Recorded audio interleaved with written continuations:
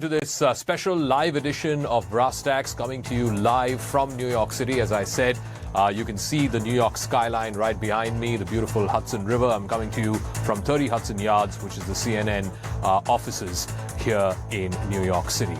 So it was a momentous occasion at the UN headquarters. Prime Minister Modi leading 130 plus nations, representatives of 130 plus nations in the International Yoga Day celebrations. Now he will leave for Washington, D.C., where the business end of this visit will begin. Tomorrow he'll have bilateral talks with US President Joe Biden, and then of course followed by a state dinner tomorrow evening. But aside of the symbolism and what we saw today at the UN HQ, what we're likely to see tomorrow at the White House, what does this visit mean in substantive terms? All that and more we'll discuss over the course of the next 1 hour right here on Brass Tacks. But first, just a compilation of what we have seen, the incredible scenes that we have seen in the last 24 hours.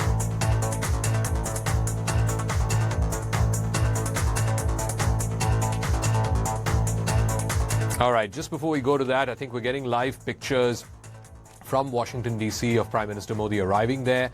Remember, he concluded the Yoga Day event at 9:45 and then took off straight from there to Washington, D.C. I believe he's just landed there in D.C. It's a short plane ride, about an hour or so. And, all right, this is the Diaspora. All right, we'll try and get you the pictures of the Prime Minister as and when they're available. This is the Diaspora getting ready to welcome the Prime Minister as he lands in D.C. He will head straight to his hotel, where he will have in the afternoon a meeting with CEOs and thought leaders and other individuals from the Beltway. And then in the evening, he has a private dinner with the Bidens. But first, like I said, a compilation of what we've seen over the last 24 hours since the Prime Minister landed in America.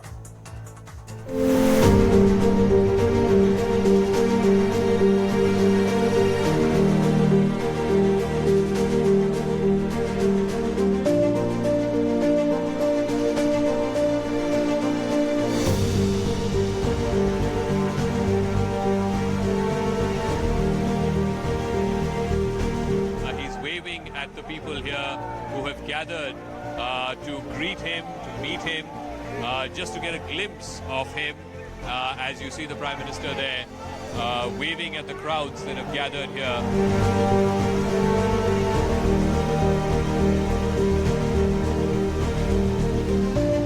I'm here to see our Honorable Prime Minister, Mr. Narendra Modi. Oh, it dramatically changes one's life. It's a way of life.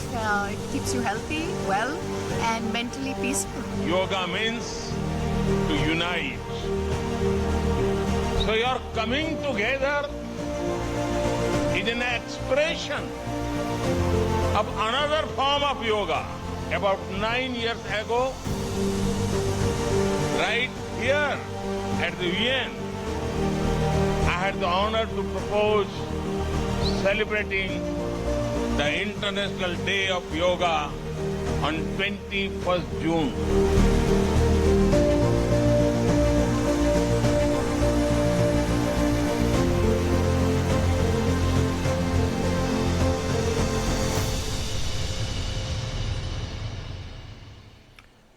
All right, we'll be joined by a special panel through the course of this hour here on Brass Tacks. Let me first introduce Adel Nazarian, foreign policy analyst and CEO of US Blockchain PAC. Richard Rosso is the director and chair of the US-India Policy Studies at CSIS. Jonathan Wachtel will be joining us. He's the global affairs analyst and former US mission to the United Nations. Meera Shankar is former Indian envoy to the United States, and we'll also be joined by Michael Kugelman from the Woodrow Wilson Center at the South Asia Institute. Let me start with Richard Rosso.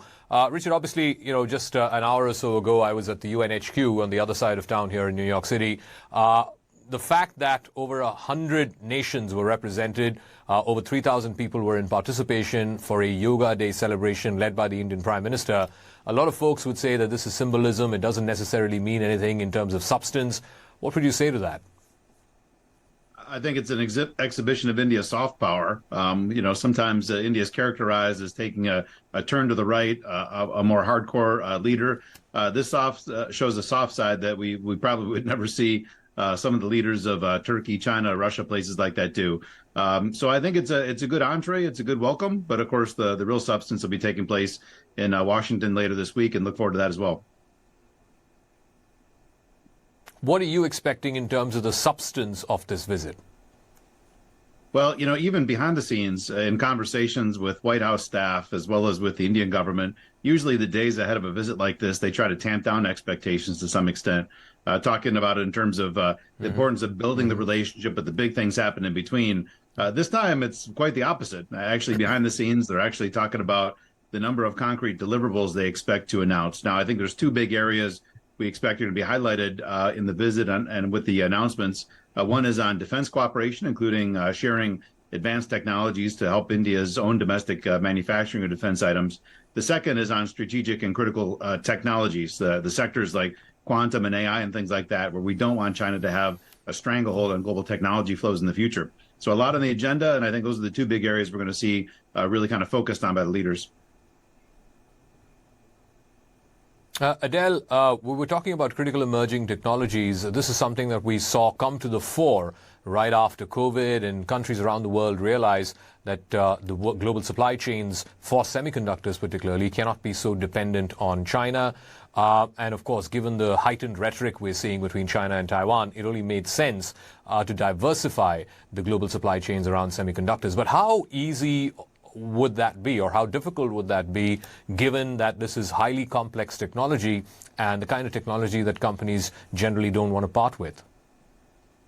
It is tough. Sorry, go ahead. Right. No, it's okay. Thank you.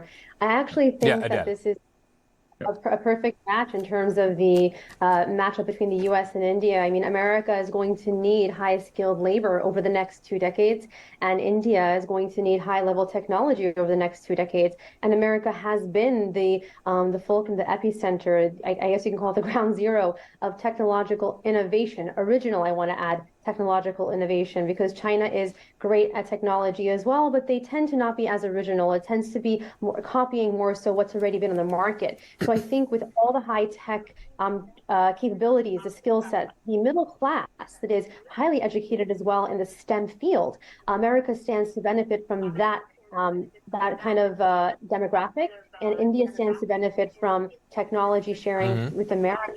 I mean, they signed a contract with General Electric. They just bought $3 billion, I think, worth of drones from America as well. So I think it's about time that this, forging of relations between the two countries occurred. Jonathan Wachtel is joining us, so is Meera Shankar, and Michael Kugelman is also on the broadcast this morning as I come to you live from New York City. Jonathan, I've just witnessed something on the east side of the city as I've headed out to the studios here on the west side at the UN headquarters this morning. Prime Minister Modi leading a global gathering of representatives from over 100 countries taking part in International Yoga Day. As a former member of the U.S. mission at the UN, what may this moment mean? Is it purely defined by just the symbolism of all of these people doing yoga, or does it mean anything in substantive terms? It actually means both, and that's a good question. I saw that. I saw what was going on the north lawn of the UN. It was a beautiful sight. A whole slew of people coming together in sync, going through the various yoga poses and reflecting and enjoying themselves and coming to some sort of peace in this collective way. And though, yes, it's a lawn in New York City, which is a big city and a huge world, how impactful is that? Look, these symbolic measures are meaningful. They really are. And inside that very compound of the United Nations sits the strongest body of the United Nations, the Security Council and the General Assembly. The United Nations is a focal point in the world. So sending out that message from a lawn of the compound of the United Nations, it does matter. And it was actually quite a beautiful thing to see. The reason I asked that is because now more so than ever before, the UN is under focus. You have a live war that's been going on for the better part of the last year and a half. You have the looming and growing threat of China almost every single day. The role of the United Nations, many would say that the UN has been rather submissive, if not, unable to solve any of these problems.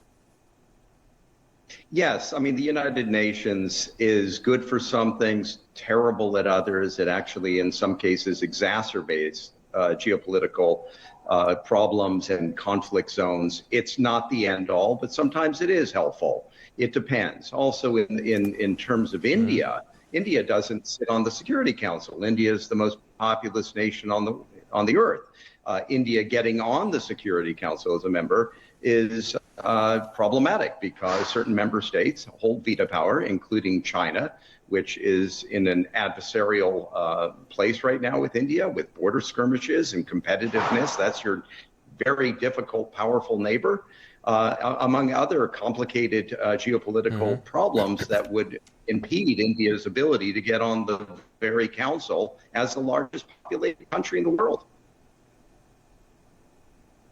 All right. Ambassador Meera Shankar, one of the significant things that we're expecting is on defense cooperation, whether it's the jet engine 414 deal where GE is expected to transfer technology to HAL and HAL is expected to make these engines here in India. Then you also have the Predator armed drone deal, which we're talking about, which could likely get announced during this visit. There was a time, I mean, not too long ago, and I'm sure you were in service at that time, when India and the US hardly transacted anything in the defense arena. It kind of started changing in the late 90s, early 2000s, and now, of course, the United States is quickly going to replace Russia as India's #1 overseas defense supplier. What has changed for you in a way that today we're talking about technology transfer? It's no longer just a buyer-seller relationship. I would say two things really have changed. One is the level of trust between the two countries has grown over a period of time. Post 91, I think they've striven to try to build a relationship where they could pragmatically cooperate in areas of convergence and agree to disagree in areas where they might have divergent perspectives. But we've seen this whole process lead to a strategic partnership and then to, intensifying cooperation, which has built trust between the two countries over a period of time. The second is that both have worked fairly systematically to put in place the building blocks of such cooperation. So on India's side, for instance, we have liberalized our FDI policy with regard to defense manufacturing or defense FDI in defense in India. Similarly, in the US, we have seen a concerted effort to liberalize the regulatory framework for defense and high technology exports to India. So when I was ambassador, despite the nuclear deal, we were on par with Sudan at the lowest rung. And we began the process of, changing this. And eventually, India was given the status of major defense partner on par with the US's closest allies. This was followed by the strategic trade authorization, placing India in category 1. And on the other side, India signed many of the foundational defense agreements, which it had hesitated to do before. So an agreement on cooperation in logistics, communications, compatibility and security agreement, cooperation in the exchange of geospatial data, the Industrial Security Annex, which would enable sharing of data and technology by private companies from the US with Indian companies. So a whole framework has been put in place with these building blocks, and the two coming together, the growing trust and these various steps which have been taken on both sides have finally brought us to the point where we are now able to have an agreement for actual manufacturing, joint manufacturing in India between GE and HAL for jet engine technology, and along with a substantive... All right, I'm sorry I'm interrupting, Ambassador, but as we see pictures of Prime Minister Modi now embarking on the plane. He will now leave for Washington, D.C. It's a short flight, about an hour or so, and he will then, of course, start the business end of his visit. There's going to be a private dinner later tonight hosted by the U.S. President and his wife. And then tomorrow, of course, is the main day of the state visit, where he will have the ceremonial opening ceremony at the lawns of the White House at 10 o'clock tomorrow morning, followed by an address to the joint session of the U.S. Congress, and the evening when there will be the state dinner. Michael Kugelman, good time to bring you in. While there's a great degree of commonality and convergences between India and the United States, and as I think President Obama called this the most consequential relationship of the 21st century, fact is also there are differences. There are differences on the Russia-Ukraine war and how these two countries are approaching it. There are even differences now on the whole question of China, which is the elephant in the room, as there is all this talk about a U.S.-China thaw. Secretary Blinken was in China a few days ago. There seems to be a sense that there are sections within the U.S. establishment which wants to at least try to normalize its ties with Beijing. What may that mean for India? Because India has its own set of troubles with China. Right. Well, I'm not sure if that's a serious goal of any aspect of the U.S. government or broader establishment to normalize relations with China in terms of making them, something like what they were many decades ago. I think there's a pretty strong acknowledgement that the relationship with China is going to remain a very fraught one for quite some time. But clearly what the administration wants to do is to bring the tensions down to a manageable level. And I don't see why that would be something that New Delhi would disagree with. Clearly, U.S.-China competition will continue to be the core focus of U.S. foreign policy, which of course underscores just why, for strategic reasons, India is such an important partner for the United States. And on some of the other issues that you laid out, I would argue that the Russia-Ukraine issue is not as much of a tension point as it might have been soon after the invasion began, in that the two sides, the Americans and the Indians, I think, have found some common ground. The U.S. has accepted that India is not going to take a stronger stand against the invasion and against Russia, but they're starting to talk about more long-term considerations now. And I think that when Biden and Modi meet, there could be some discussions initiated by Biden about how down the road, in the longer term, Russia may no longer be the viable security partner for India that it is now. But there's not any type of incentive, or pardon me, desire on the part of the government in the U.S. right now to press India to change its position. That's not going to change. But yeah, I think that there are some sticking points, and of course the broader question about India not participating in the alliance system.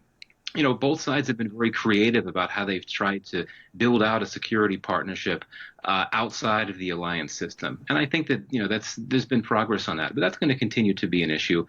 Beyond that, I think that the bureaucratic constraints had been a factor in this relationship and had been a problem in enabling more technology transfers and more trade. But we're starting to see some changes with ISET, which I see as one of the biggest milestones for the U.S.-India relationship in a few years. ISET is essentially managed by the two national security advisors, and the goal there is to push the bureaucracy away. That's a good sign as well. So I think that, yes, there are sticking points. There are points of disagreement. That's natural for any relationship, even close partnerships like this one.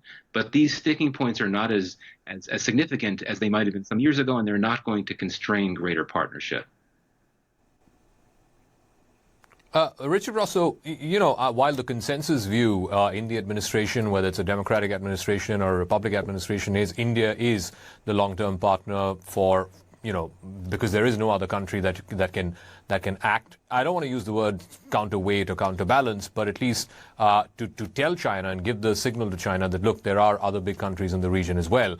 But this increasingly also we're seeing, it may be a minority view now, and I'm sure you've seen this article by Ashley Tellis a few weeks ago saying that India is not an ally that the United States should bet on, because if push came to shove, India would not fight somebody else's war, even if it meant that India had its own set of problems with China. So what is the Beltway view now on India?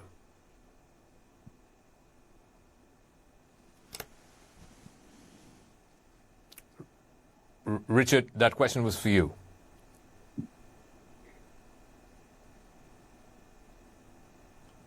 All right, I don't think Richard can hear me. So can I ask Jonathan Wachtel that same question, Jonathan?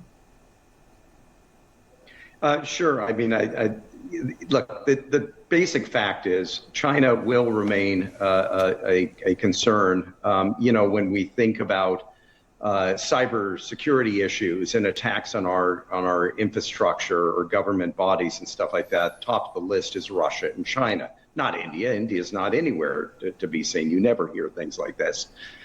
So moving forward, the relationship between the United States and India indeed are not, always on the same path. But this is really, truly, arguably, for India's sake, one of the best solutions to have a close alignment with the United States. There's a real mutual benefit from this, and you just can't question it. And the difference is, I believe, and over time will be ironed out, just as the guest just said a short time ago, with regard to the approach to the Ukraine war and acceptance that, is a tough pill to swallow for the United States to suddenly think that the biggest democratic nation on the face of the earth would not look at the Ukraine situation as the United States looks. But, we have to be practical in a very pragmatic in a very complicated world. And India has energy needs that need to be met. And there has to be some sort of understanding of the pain points of India. We are going to get closer as this alliance, this strategic alliance improves. And, there'll be some sway of opinion, hopefully, among between both countries as they approach a very difficult road ahead in geopolitics. India, by the way, my own personal experience is technologically incredibly advanced. I work in software. I use Indian engineers on the work I did. They're top class. I mean, this is a wonderful alliance and has tremendous potential for both countries. Richard, I believe, is back on the line. Richard Rosso, the question I was asking you was, while the dominant and almost consensus view on the Beltway when it comes to India is America's long-term bet in Asia and beyond, we are seeing, I wouldn't say discordant voices, but voices that are slightly different. You must have seen the Ashley Tellis piece a few weeks ago saying that India is not an ally that the US can bet on. There was also a piece just a few days ago saying that what actually binds India and the US is not so much shared values. It's a phrase that's used ad nauseum by diplomats on either side, but it's actually shared interests. What do you make of that? Well, a lot of the good action that's happening is actually happening behind the scenes. I would say on military cooperation, more is happening in the track one between our governments than is sometimes reported by even people that follow the relationship very, very closely. You've got a lot of coordination happening between our different military commanders, coordination at the time that China had its most recent provocations along the border, sharing of personnel at our different combatant commands. So there's a whole lot that's taking place right now that I think is kind of underreported. But when we talk about people's aspirations and the beltway for where this relationship is going to, it's a question about what do they consider that vision? I think those of us that have been working this beat for a long time, we look at empowering India acting in its own interest as inherently a good thing. India's in a very unstable neighborhood.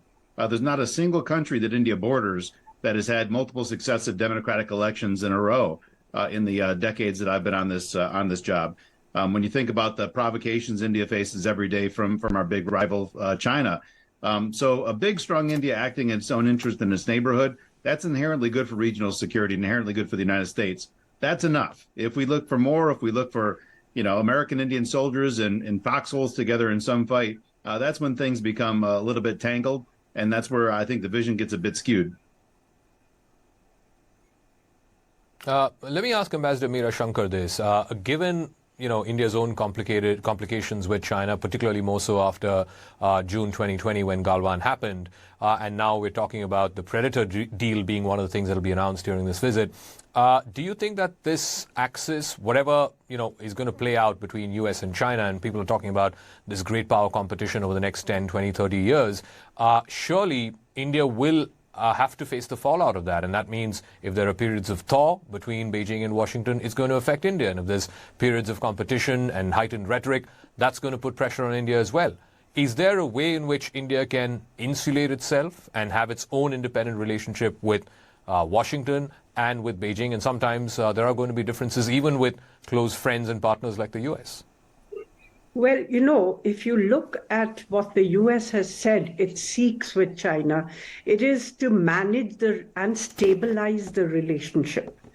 They have called China the country with both the intention and the capability to challenge the US in the medium to long term.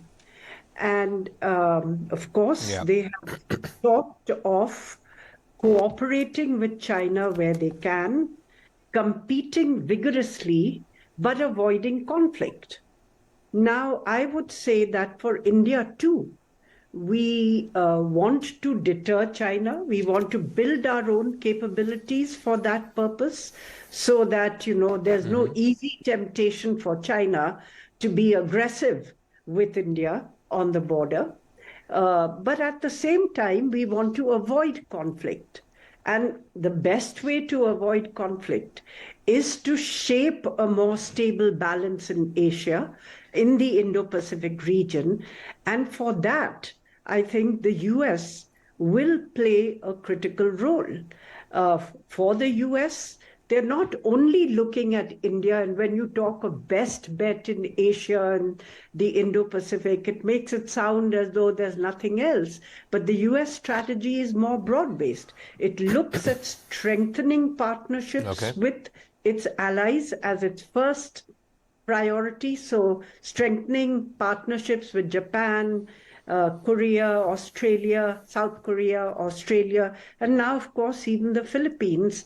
And then also building partnerships or strengthening partnerships with strategic partners. And of course, if you're looking at a large country in the Indo-Pacific, which offers an alternative governance model, alternative ideals, in a sense, politically, and has the capacity to play the role of a stabilizer, then I think India fits that bill.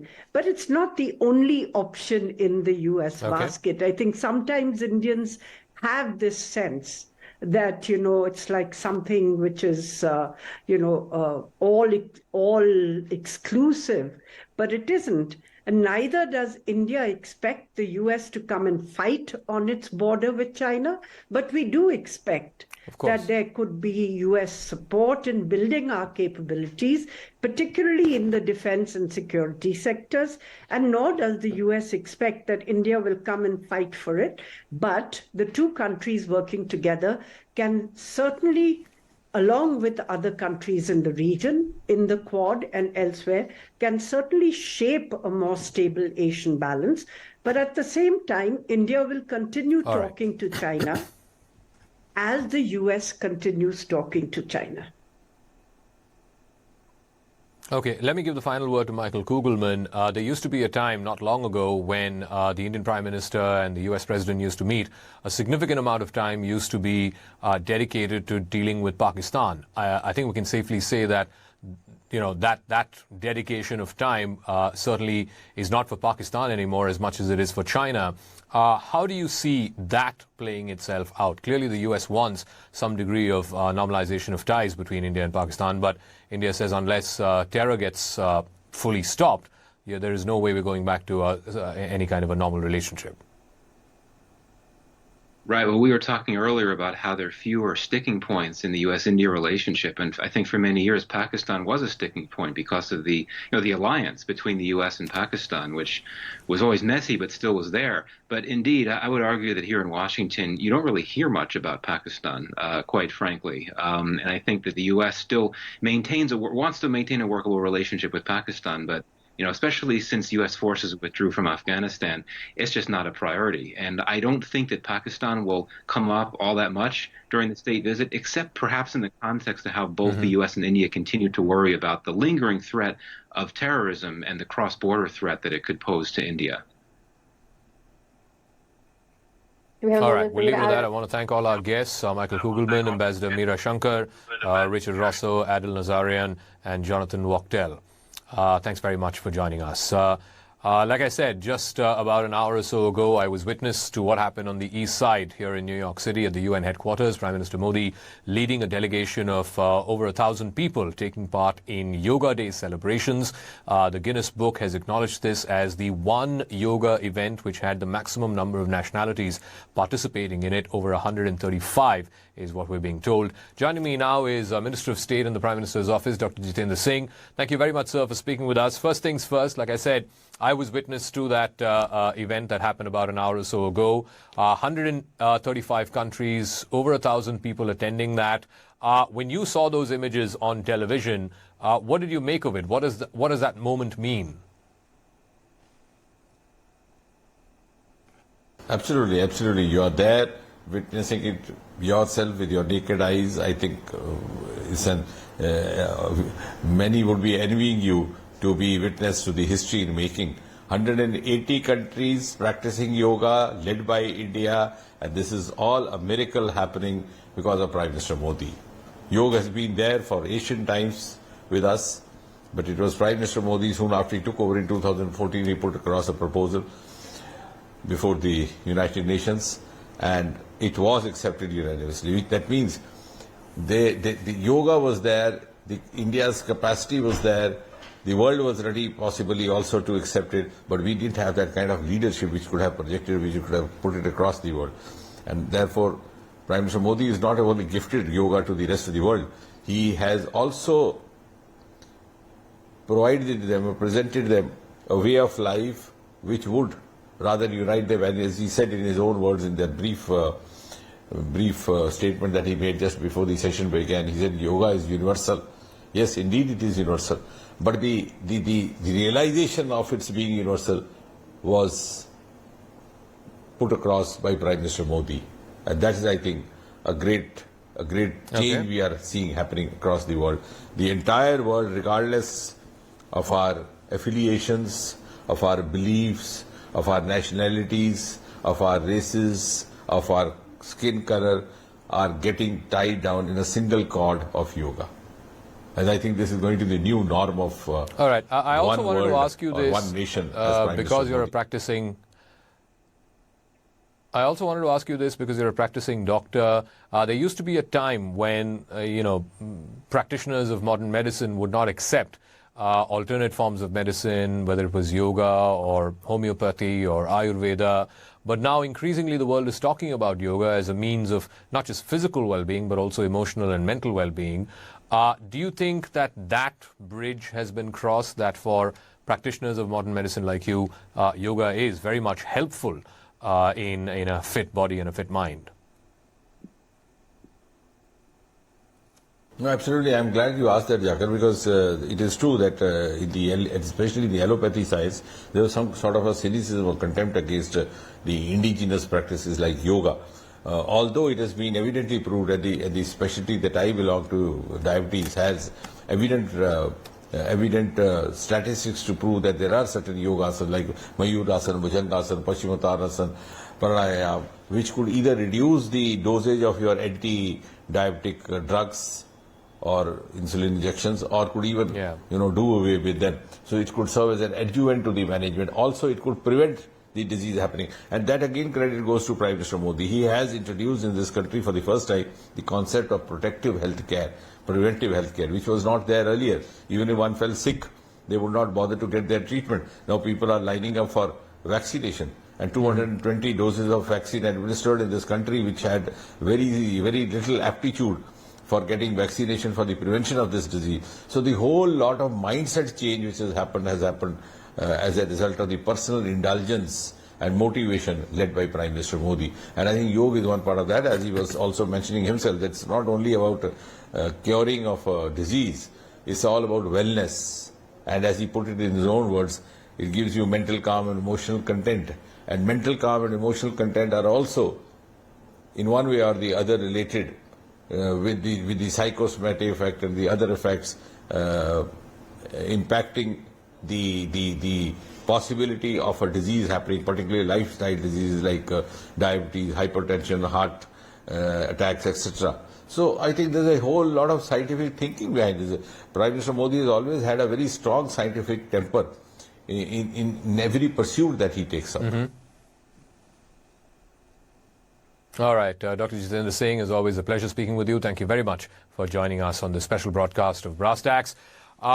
We've been speaking to a whole bunch of personalities, people who've been involved in diplomacy, in the think tank world, on what the expectations are as Prime Minister Modi now moves from New York City to Washington, D.C., where the business end of his visit will begin. I caught up with Ambassador Kenneth Juster. He was a former U.S. ambassador to India. He was there when Donald Trump was president, and he oversaw the transformation of one of the key aspects of the U.S.-India relationship, which is now bearing fruit, and that is the defense cooperation, the military-to-military cooperation.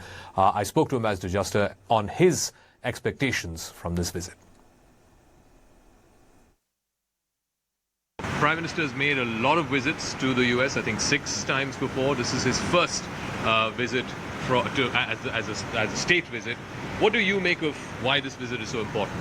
Well, I think this is the next step in enhancing the strategic partnership between our two countries, and it's going to lean heavily on the defense pillar and the technology pillar of the relationship.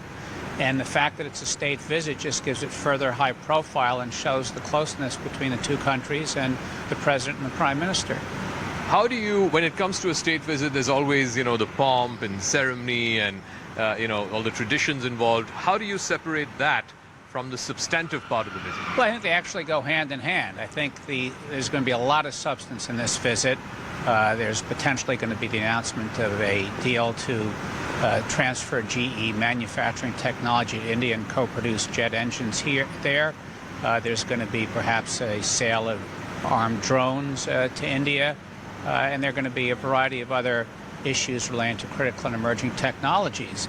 And the importance of that is only enhanced by the fact that there'll be a lot of ceremony and, as you said, pomp and circumstance between the two countries, so it'll make the whole several days quite significant. It's also more television friendly when you have all the pomp and grandeur and stuff. But let's talk about the substantive bit. You talked about the defense partnership, whether it's the GE jet engine deal, whether it is the Predator armed drone deal. For the longest time, the feeling was it was a transactional relationship. It was buyer and seller. India used to buy, the US used to sell.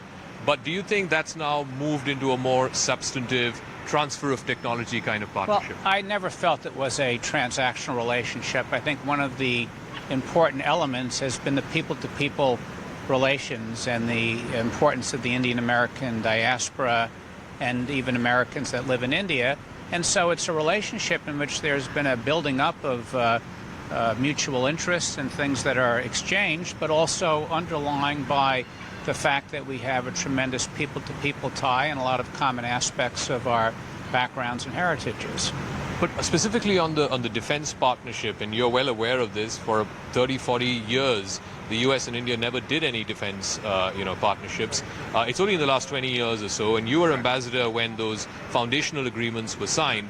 How important was it to build that base before we can now have all of these deals that will likely get announced? I think it's been very significant. First, we've increased over the last 20 years arms sales from virtually nothing to over $20 billion.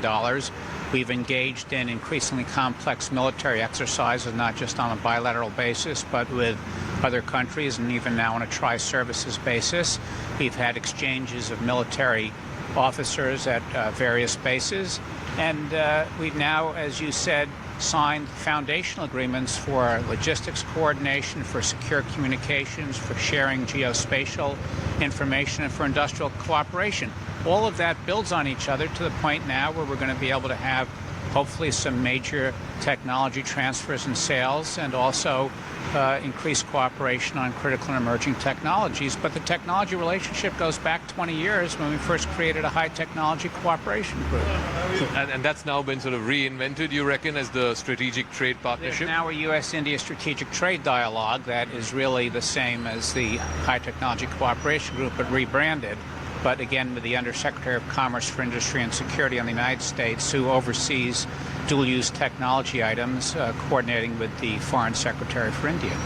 I'm curious to know your thoughts on this critical emerging technologies, particularly in the context of what we're seeing between China and Taiwan, the escalated rhetoric that's been there.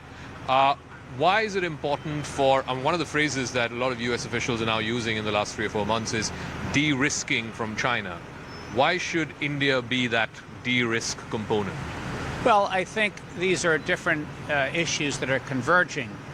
India and the United States will be advancing their technology relationship regardless of whether we were de-risking from China or not. But the fact that countries don't want to be so dependent on China and want to have other supply chains and sources for semiconductors and other technology simply enhances the U.S.-India relationship and adds further impetus to it. And how and why has this suddenly come to the fore that, almost 90% of the world's semiconductors are manufactured in Taiwan by one company? Did it just so happen, or is the world now really waking up to diversifying the semiconductor supply chain? Again, I think if you looked 5 years ago, no one talked about supply chains. And what COVID brought to light was the importance of supply chains and critical dependencies and working with trusted partners. And folks looked around and realized that over time, a lot of the manufacturing of semiconductors had become concentrated in one place, and we now want to diversify that and do so to trusted partners, and that's where India comes in, and the United States cooperation and working together with India in this area.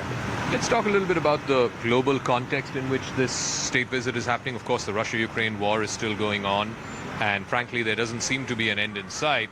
How much has that changed, not just the security architecture, but just the very conversations that leaders are having these days? Well, the United States and India don't necessarily see eye to eye on every aspect of the Russia-Ukraine war. I think both countries would like to see an end to that war if possible and are against any infringement of territorial integrity and sovereignty. But we also recognize our differences and are able to talk about them openly and candidly. But one of the aspects is that India, which has been heavily reliant on Russia for military equipment in the past and spare parts, may be realizing that that's going to be an increasing challenge in light of Russia's own decline, and maybe that's another reason for accelerating some of the defense cooperation with the United States and getting some technology that can increase India's own ability to manufacture military hardware indigenously.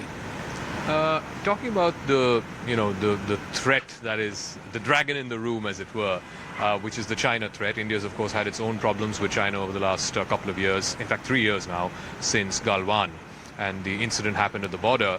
Now there is a talk, and especially more so after Secretary of State Antony Blinken went to Beijing earlier this week, and there is more and more talk about a possible US-China thaw. What may that mean for India and India's own sort of complications with China? I think neither India nor the United States want to have a conflict with China. India would like to have a thaw as well if the Chinese would pull back from its northern border. And I think both countries agree, and countries in the region, that to the degree the relationship with China can be managed and there can be a floor on it and guardrails around it, that would be better. But at the same time, the United States, India, and other countries want to construct a positive architecture for the Indo-Pacific region that will promote their own stability and prosperity, not necessarily focused on China specifically, but focused on the positive elements of what it means to have freedom of navigation and freedom of overflight, peaceful resolution of disputes, no predatory financing for economic development. Those are the things that both countries and their like-minded partners want to work on. And finally, just to take forward, you talked about the people-to-people contacts, how the diaspora has been always invested in this relationship.